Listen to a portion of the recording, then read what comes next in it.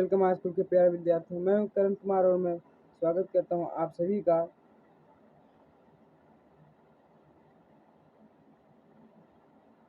अपने इस चैनल गुरु जी का गैलेक्सी क्लासेस पर।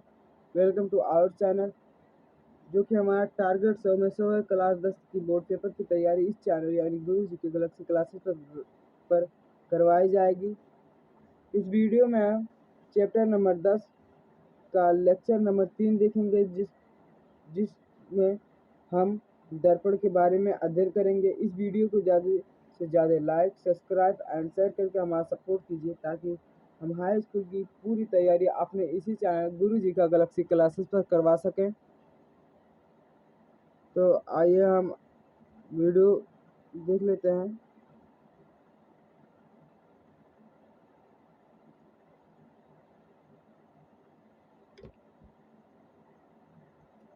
तो हम दर्पण के बारे में अध्ययन करते हैं, जो कि हमारा मोस्ट इम्पॉर्टेंट क्वेश्चन है। तो दर्पण, बात करते हैं दर्पण क्या है।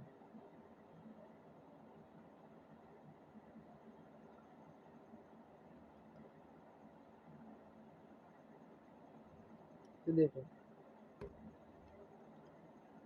दर्पण, ऐसा क्वेश्चन आता है कि दर्पण किसे कहते हैं। तब दर्पण जब किसी कांच की प्लेट या खोखले गोले के एक तरफ कलई या लाल ऑक्साइड, जो कि लोहे का ऑक्साइड होता है, लाल ऑक्साइड की पॉलिश कर दी जाए, तब एक तरफ परावर्तक तल बन जाता है, जिसे दर्पण कहते हैं। तो आइए इसे फिगर के माध्यम से समझ लेते हैं।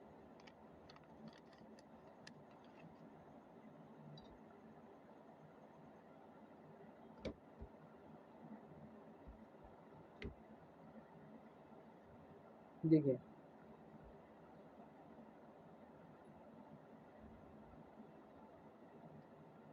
कह रहा है जब किसी कांच की प्लेट, ये हमने माना कांच की प्लेट है, कांच की प्लेट या खोखले गोले के एक तरफ कलई या पॉलिश या लाल ऑक्साइड जो कि हमारे लोहे का ऑक्साइड होता है, की पॉलिश कर दी जाए।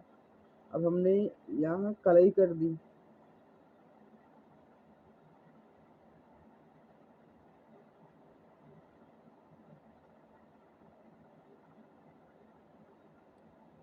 पॉलिश कर दी जाए, तब एक तरफ परावर्तक तरफ, यानी यहाँ हम लिख सकते हैं तब दूसरा तरफ परावर्तक तल, यानी ये जो तल होगा ये हमारा परावर्तक तल होगा।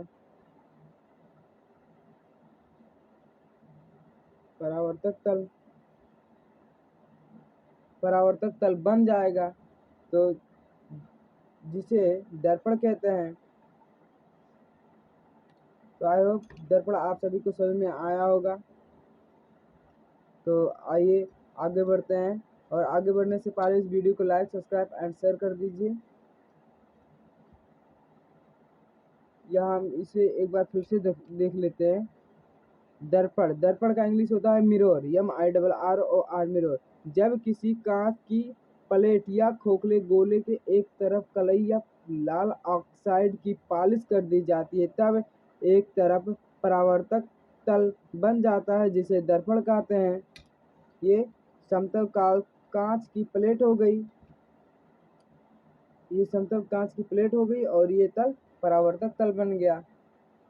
तो आइए हम अगले नेक्स्ट पेज पर जाते हैं।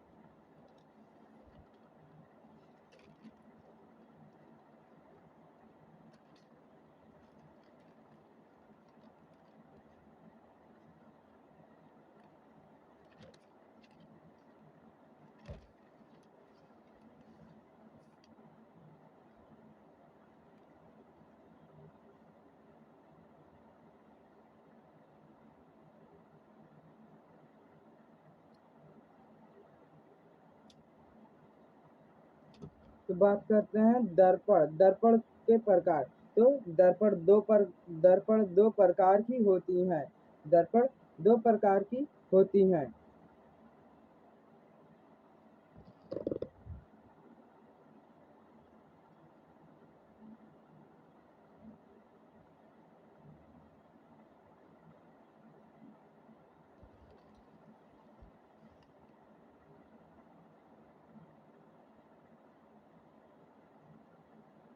दर्पण दो प्रकार की होती है। पहला होता है समतल दर्पण यानी प्लेन मिरर, और दूसरा गोलीय दर्पण यानी स्फेरिकल मिरर।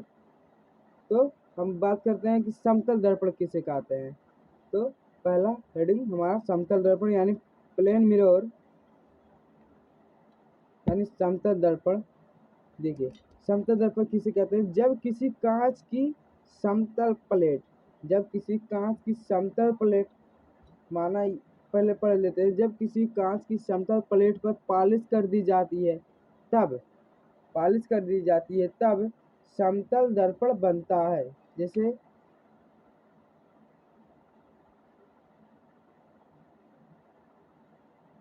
हमने माना कि ये कोई कांच की समतल प्लेट हो गई।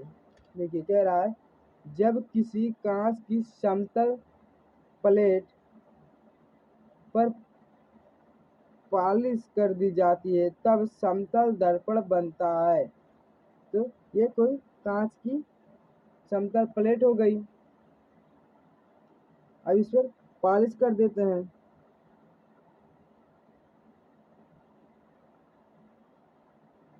देखिए, पॉलिश कर देते हैं तो यह एक समतल दर्पण बन जाता है। समतल दर्पण द्वारा बना प्रतिबिंब सदैव आभासी और सीधा बनता है। तो समतल दर्पण द्वारा बना प्रतिबिंब आभासी और सीधा बनता है। फिर से देख लेते हैं। जब किसी कांच की समतल प्लेट पर पॉलिश कर दी जाती है तब समतल दर्पण बनता है। समतल दर्पण द्वारा बना प्रतिबिंब सदैव आभासी। ये हम रट लेना चाहिए हमें कि समतल दर्पण द्वारा बना प्रतिबिंब सदैव यानी हमेशा आभासी और सीधा ही बनेगा। समतल दर्पण द्वारा बना प्रतिबिंब सदैव आभासी और सीधा बनता है। देखिए, फिर आगे बढ़ते हैं। यहाँ लिख लेते हैं समतल दर्पण।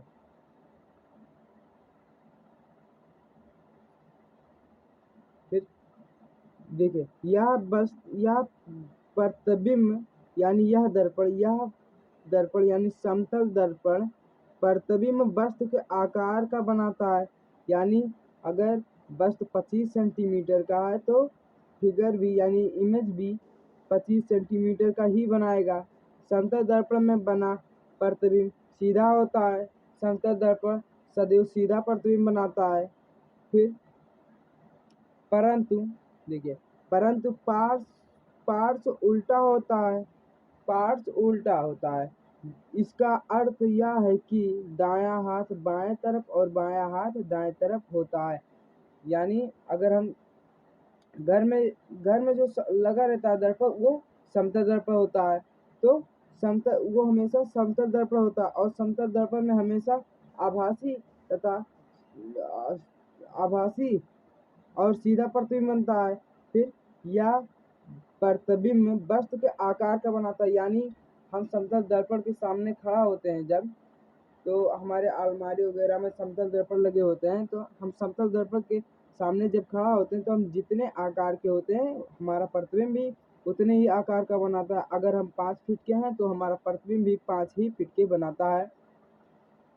और समतल दर्पण में बना प्रतिबिंब सीधा होता है, और अगर हम सीधे खड़े हैं तो हमारा प्रतिबिंब भी सीधा आता है, परंतु पार्श्व उल्टा होता है।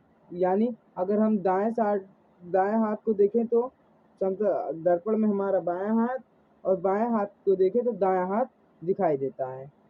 तो आई होप यहाँ तक आप सभी को बिल्कुल बेहतरीन तरीके से समझ में आया होगा। इस वीडियो को ज़्यादा से ज़्यादा लाइक सब्सक्राइब एंड शेयर करके हमारा सपोर्ट कीजिए। ताकि हम हाई स्कूल की पूरी तैयारी अपने इसी चैनल गुरु जी का गैलेक्सी क्लासेस पर करवा सकें। और इस वीडियो में आप सभी को नोट्स भी प्रदान किए गए हैं, तो इस नोट से आप सभी अपना नोट्स बना लीजिए।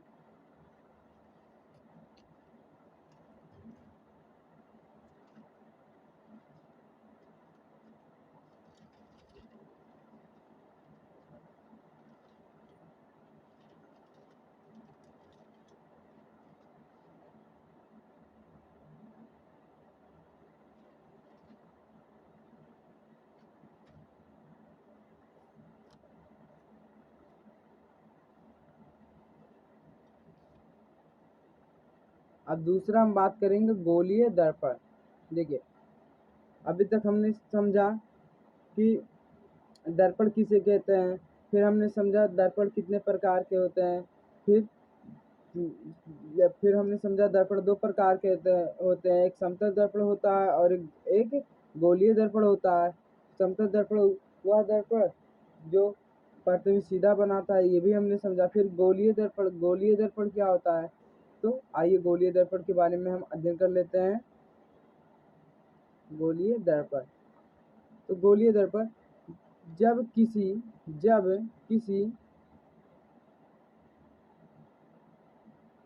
जब किसी कांच के खोखले गोले को काटकर उसके एक भाग पर यानी उसके एक भाग या एक तल पर पॉलिश या कलई कर दिया जाए, जिससे कि दूसरा तल परावर्तक तल बन जाए, तो ऐसे दर्पण को गोलीय दर्पण कहते हैं। तो आइए हम फिगर के माध्यम से समझ लेते हैं।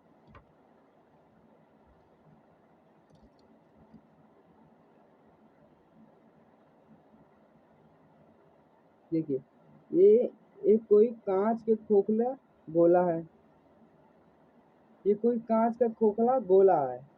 फिर देखिए क्या कह रहा है, जब किसी कांच के खोखले गोले को काट कर, अब इसे हम काट देते हैं आधे से इसे हम काट देते हैं, तो हमारा कैसा बनेगा, हमारा कांच का गोला ऐसा ही तो बचेगा। देखिए, हमारा कांच का गोला ऐसा ही बचेगा। तो कह रहा है, जब किसी खोखले गोले को काट कर उसके एक भाग यानी एक भाग या एक तल पर, ये हमारा खोखले गोले का भाग ये होगा, और एक तल पर कलई कर दे, मान लीजिए हम इस तल पर कलई कर देते हैं, जिससे कि दूसरा तल, जिससे ये जो हमारा तल बचा है, ये परावर्तक तल बन जाए, ये हमारा परावर्तक तल बन जाए।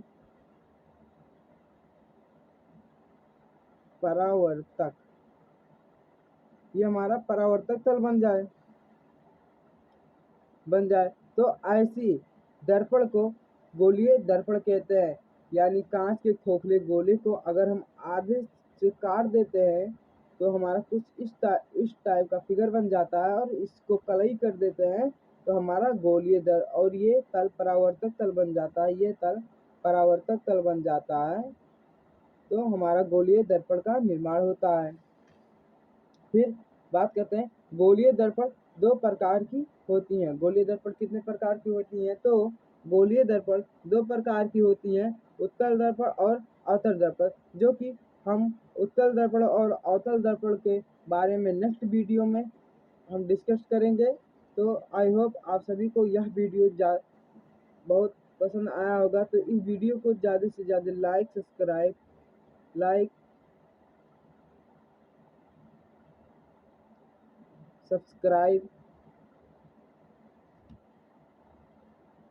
And share